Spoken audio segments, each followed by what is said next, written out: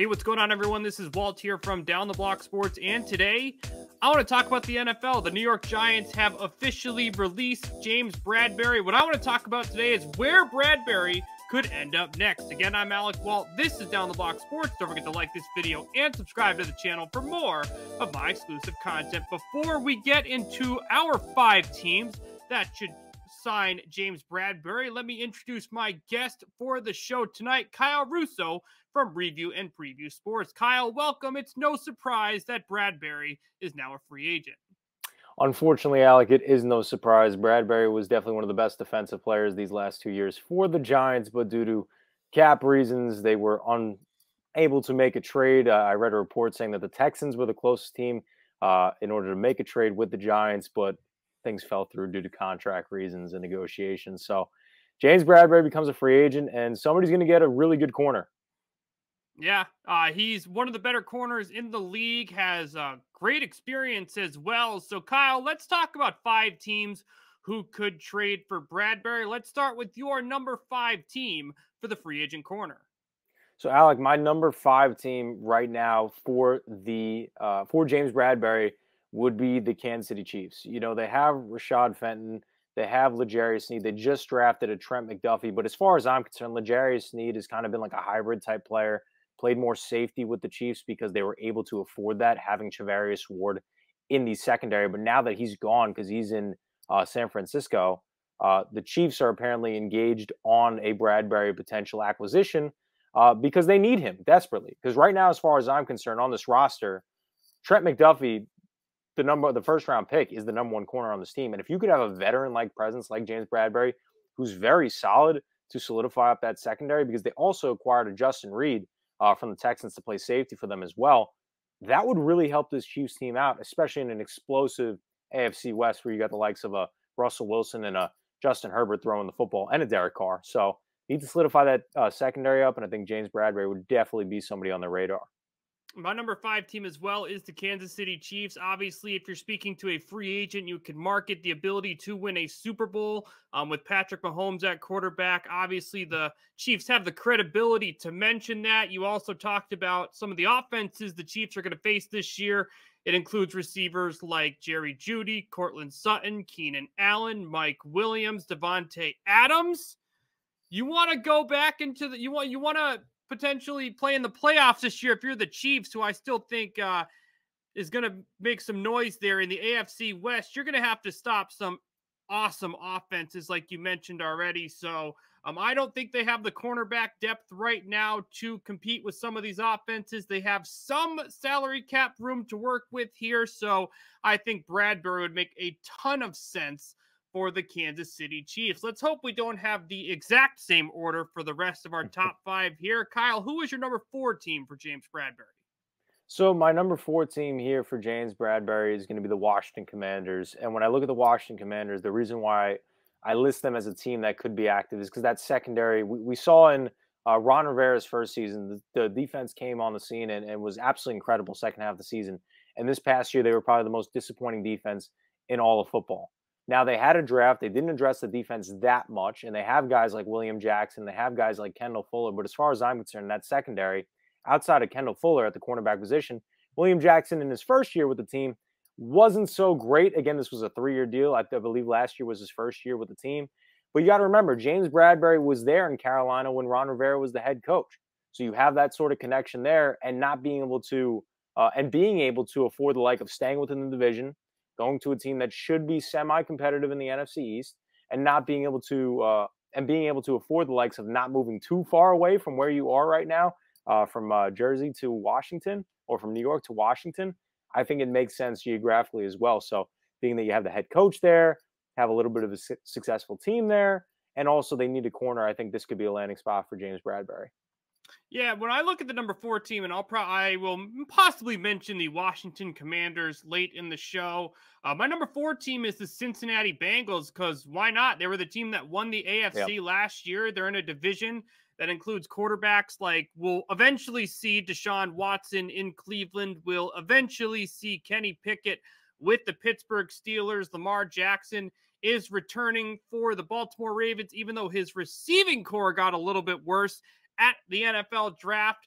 They have no reason not to. They're going to be playing some awesome offenses. They won the division last year, so they have a first place schedule in the AFC. So they will be playing some other top quarterbacks in the NFL. They want to repeat and go back to the Super Bowl. You look at their secondary right now. Von Bell and Jesse Bates, the great secondary duo. They drafted Daxton Hill, who can line up in multiple spots. Eli Apple and Chobi Awuzie, if I'm even pronouncing that correctly, are looking like their top two corners to start the year. I think they could definitely use that spot as a way to improve. Their defensive line is solid.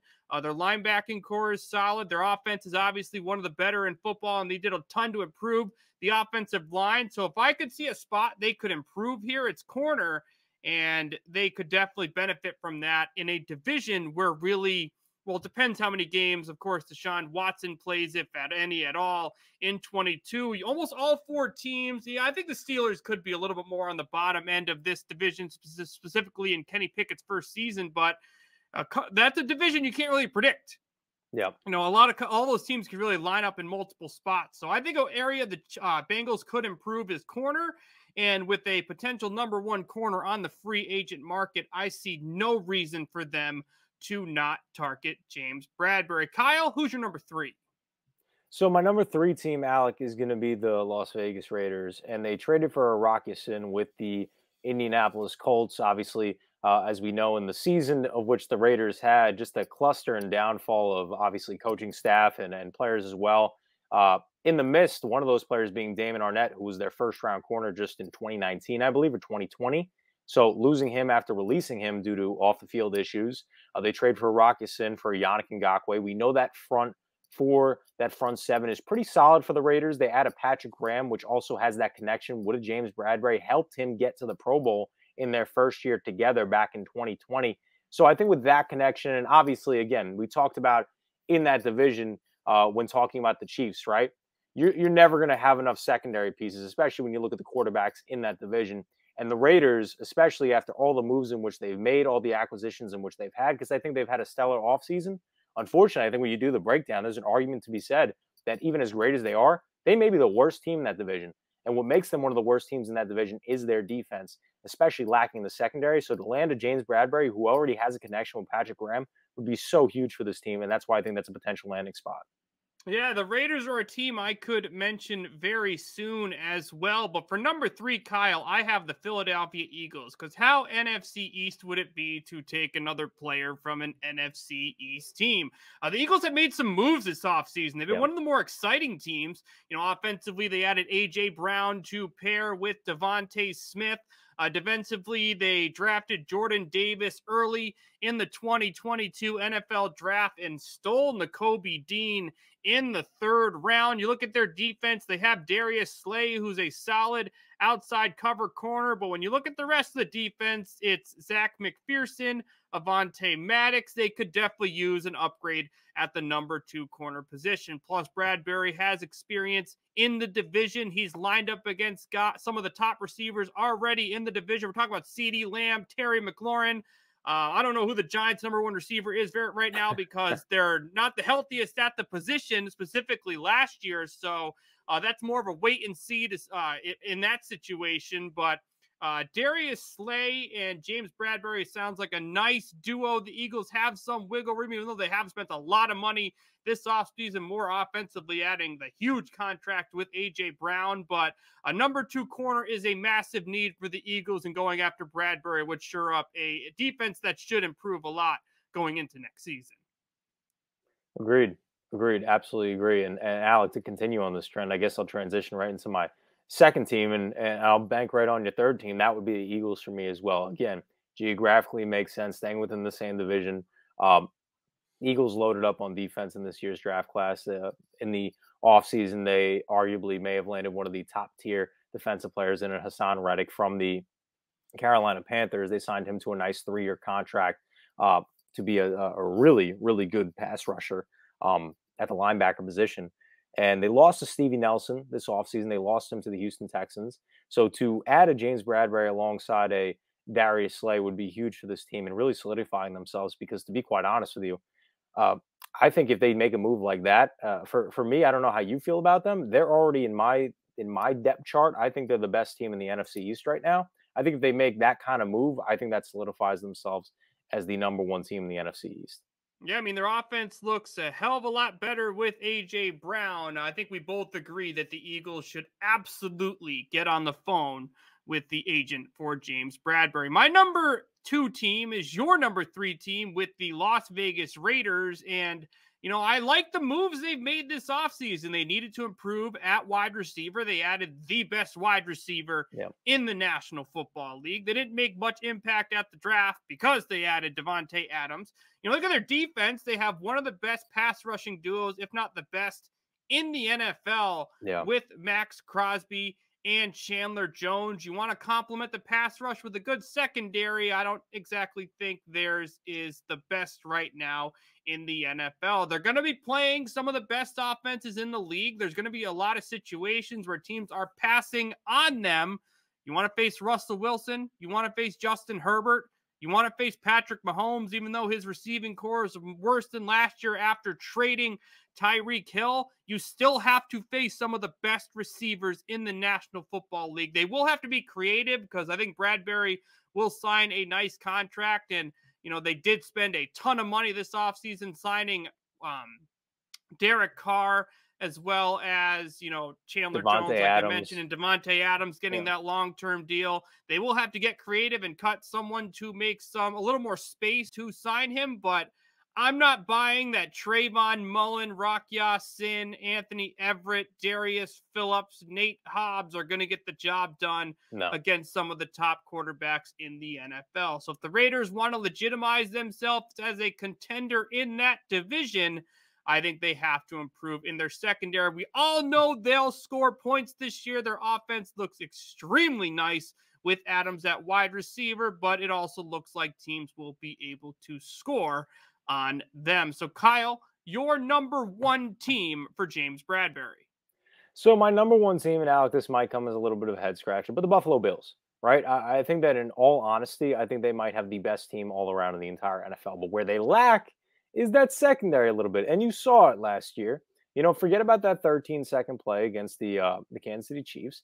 It's the ability to have a bunch of points scored on them. And this past offseason, they lost a Levi Wallace. He signed with the Pittsburgh Steelers, who was the number 2 corner and really was the number 1 corner last year because Tre'Davious White went out midway through the season, I believe, with either an ankle injury or ACL tear, something along those lines. So now he's coming back. You draft the Kaiir Elam in the first round out of Florida, who's a really, really solid player. But you add a James Bradberry, who's a solid veteran-like corner, shutdown corner, to go alongside the Tre'Davious White, and you allow Kaiir Elam to adjust into a situation as a youthful young prospect instead of throwing him to a situation where he's going to be an immediate impact player or have to be an immediate impact player. Because like I alluded to, I think the Buffalo Bills are the best team in the entire NFL right now. I think all around. I think they are the team, not only in the AFC, but just in the entire NFL that I say Super Bowl or bust at this point. Especially because I think the Chiefs took a step back, who was their kryptonite, essentially, really stood in their way. I think if they made it past them, I know the Cincinnati Bengals were on a Cinderella run, but I think that they would have been able to overcome them. And then who knows what would have happened if they would have went to go play on against the LA Rams. That would have been a hell of a matchup. But I think that the Buffalo Bills, if they added James Bradberry, that solidifies that secondary, and that makes them probably the best team in the NFL, in my personal opinion.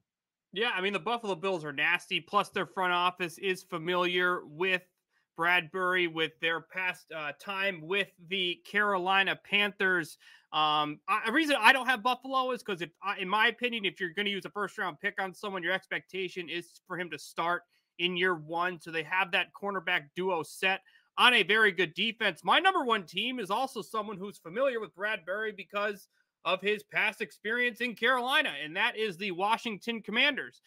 Ron Rivera was the former head coach of the Carolina Panthers, now with Washington.